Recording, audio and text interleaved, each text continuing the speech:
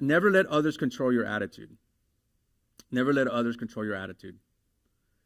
Man, you get in front of somebody who's negative Nancy. Sorry if there's any Nancy's here, but it just rhymes. And you get a negative Nancy in your life. If I had a guy rhyme, I would do the guy as well, but I don't have it. So what happens? It rubs off, right? You're like, oh, man, you got to get rid of – don't get rid of Nancy if she's your wife, by the way.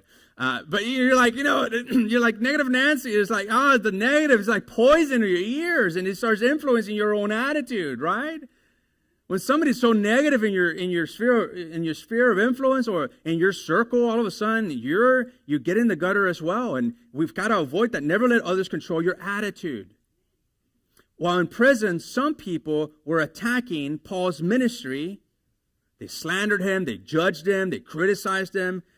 Some people were supporting him like friends. Some were competing against him, killing him while he was down. Others were undermining him. They tried to destroy him. And here's four kinds of people when we look at it that way. 4 kinds of people that you'll find, that we always find, whether it's at work, within your extended family, whether it's in any sphere of influence. And that's this. We have the critics.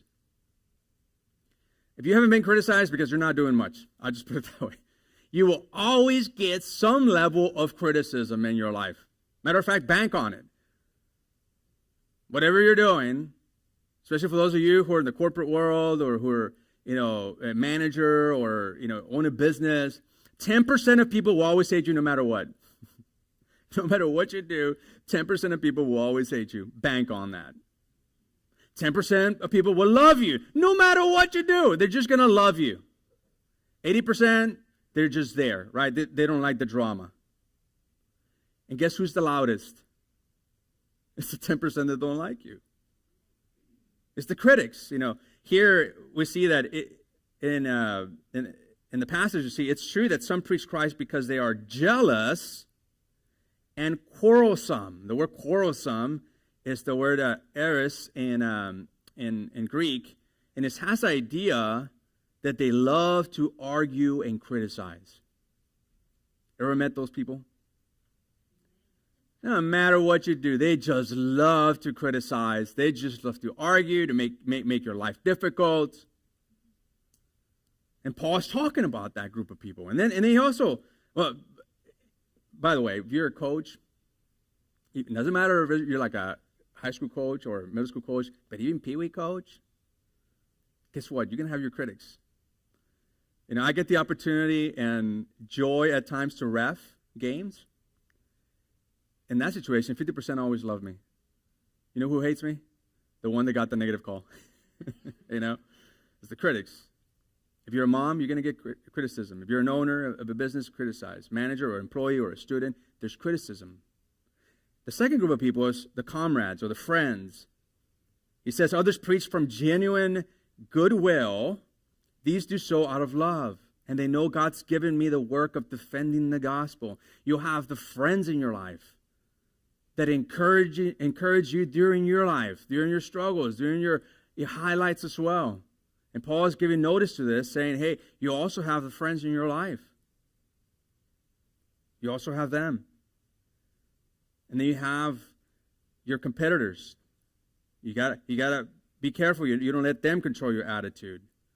Because for them, it says, others just want to stir up more trouble for me and add to my pain while I am in prison. Oh, I'm sorry. Backtrack. Others preach Christ insincerely from a spirit of selfish ambition. What does that mean? Others are trying to compete with me. And in their competition with me, they can influence you, your attitude. And then number 4 is the conspirators. The ones that are going to judge, the one that want to destroy you. It says, others just want to stir up more trouble for me and add to my pain while I am in prison. Hopefully you don't have people like that. But if you do, try not to let them control your attitude. This was Paul's attitude. But it doesn't really matter. The important thing is that in every way, whether for right or wrong reasons, the message of Christ is being shared. So I am happy or joyful, and I will continue to be happy or joyful. And here's a helpful hint for us all. You don't need other people's approval to have joy. Only God's approval. Your joy is not anchored on the approval of others in your life, and it shouldn't be. It should be anchored in the fact and the reality that Jesus has already accepted you and approves of you and loves you. And that's where it's anchored. And that's a helpful hand, not to let others dictate the attitude you're going to have.